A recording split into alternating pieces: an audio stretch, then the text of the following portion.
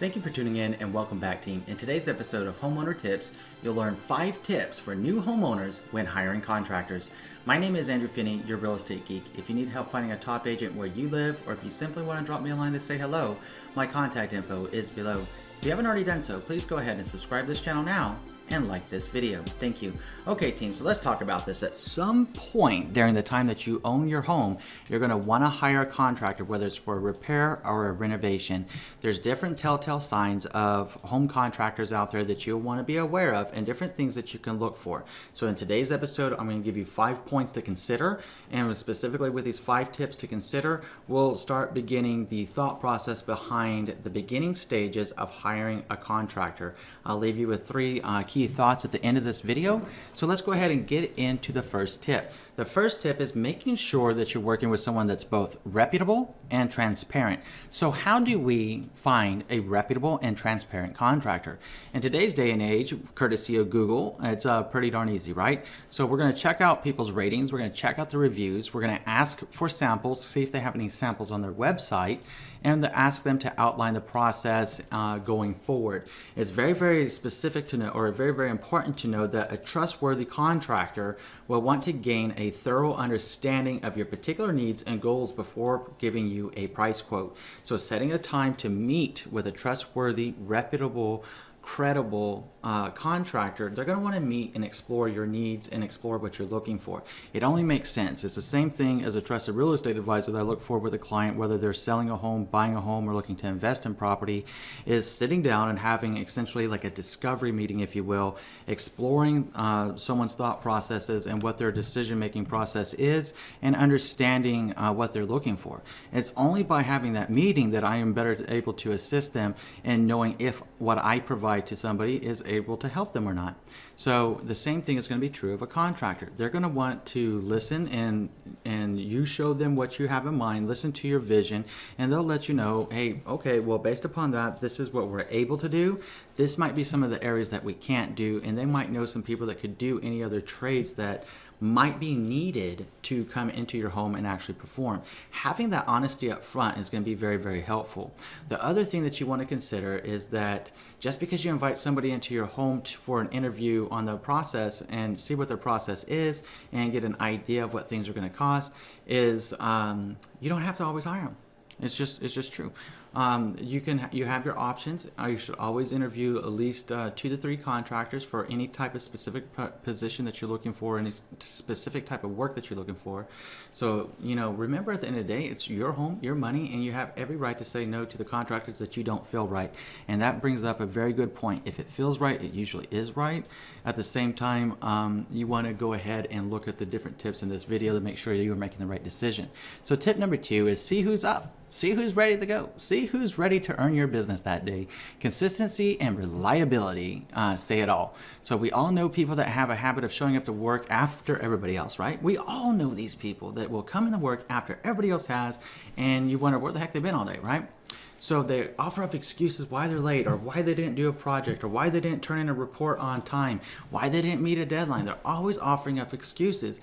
And you've probably read more than one advice article that talks about how high achievers start the day before most people are even awake. Like it says, there's different books I listen to. I always listen to Audible, right?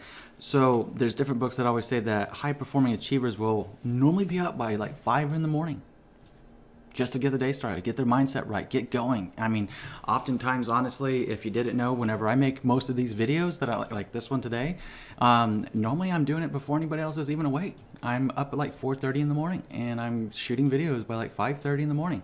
So, I mean, that's how I'm able to do that and still provide the service and the attention to my clients that they deserve and need to be able to sell and buy a home or invest in property. So it's just the same type of thing that you want to look for in your contractor, is to make sure that they're ready, willing to go, and that they have all their ducks in a row. So ready, willing to go, ducks in a row. Little rhyme, right? Say it with me. Who's up and ready to go and have their ducks in a row. If you remember that little rhyme, then it'll help you on determining and picking your next contractor you work with. Tip number 3 is actually be smart about reading reviews and recommendations. And the reason that I say that is it's always a good idea to review and look at samples and look at different ratings and reviews of contractors, real estate agents, insurance agents, mortgage lenders. It's always good. But you also have to look to see if there's anybody that might be like a family member, or, somebody that's just saying things, or if it seems like too generic and it was like maybe just to get a star rating. You want to look for meat and details, and you want to actually read through them. And when you start reading through those reviews, you'll be able to easily identify what's real from fake, just because you're going to start finding commonality at some point about things that people liked in somebody. If you have enough reviews and enough ratings, then you're going to start seeing a trend. Oh, this person's trustworthy. Oh, this person was prompt. Oh, this person was punctual. Oh, this person did exactly what they said they were going to do. They met with me. They told me they'd have a quote to me within 2 business days. They did. I was able to make my decision, move forward. They always showed up and did their job. Those are some recommendations and reviews and the kind that you want to look at, okay? So let's look into tip 4. Tip 4 is actually about service communication and being punctual. You want to make sure that any contractor that you hire is obviously going to be on time. And that on-time meeting actually starts right from the very, very first interview. If somebody sets an appointment with you, or you set an appointment with somebody to meet with them, and they're not there, that's already an indication of a problem. Now, since life happens, and you might be thinking, well, Andrew, sometimes that's not always realistic. You got to be a little bit patient with people. I get that, and I can understand your point. So let's go ahead and say they should at least give you a call or a text message if they know they're going to be late. Hey, I just want to let you know I'm 5 minutes from your house. I'm running a little bit behind. Is it okay if I still, or does it still work for your schedule if I come by? It's just going to be about 5 minutes late. If you have that communication, at least they're communicating what's happening. Having no news in the situation makes you wonder, did they just completely gaff you off, right?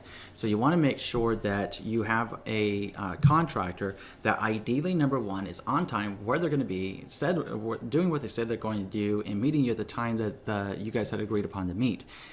If anything does arise, you want them to communicate that with you. Because if they can't do that on the onset, what happens if they get into your home doing a renovation or doing a repair, and now you're like, where the heck are they? I haven't seen them in days. Or, they come out for an hour and then they disappear, and I didn't even know they were here. And then you look up and everything's tore apart, and you're wondering, when the heck is a project going to get completed? When the heck is this going to get done?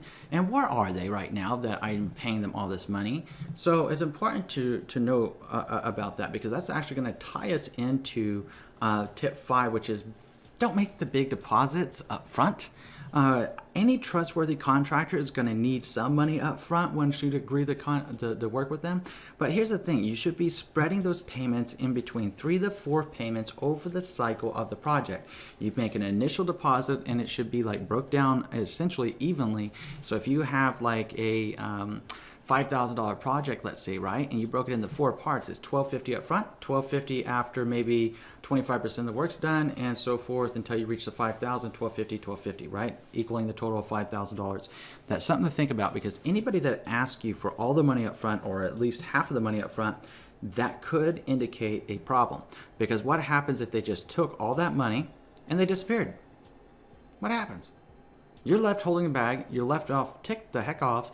You just put all your hard-earned money and trust into somebody, and they just screwed you. Let's make sure that people don't screw you by first identifying what you should be looking for, or considering at least, whenever you hire a contractor, with the tips in this video. Now it's your turn to tell me which one of these tips are the most impactful to you. Is it actually making sure that somebody is transparent by reviewing their ratings, reviews, asking for samples? Or is it point 2 whenever you're looking at people that are consistent and reliable, who's up ready to go with their ducks in a row? Or is it the 5th point that you should spread load the deposits over the course of the project? Just a few final reminders, right, as we leave this video today, is to look at their work vehicle and personal appearance. Are they tidy and presentable? The second is, good contractors will give you a specific bid that includes a list of pricing. And the next thing is that a solid contractor will have a clear and concise refund policy that gives you, the homeowner, the advantage. Those are the final tips of the video. So now I'm going to go ahead and pop up my contact information. If you want to reach out to me and say hello, my contact info is on the screen and down below. If you need help finding a top agent where you live, please let me know. I'm always happy to help. Now, if you've learned something new from this video, I'm going to ask you to do 3 things. Number 1, please subscribe to this channel. Number 2, please like this video. Number 3, please share this video around with someone you know is going to be able to help. And speaking of someone you know is going to be able to help, I'm sure that right now you could think of just one other person that's going to benefit from this video, couldn't you? Please go ahead and share it with them. In between now and next time, I'm wishing you and yours a lifetime full of love, wealth, abundance, and happiness. See you soon, team.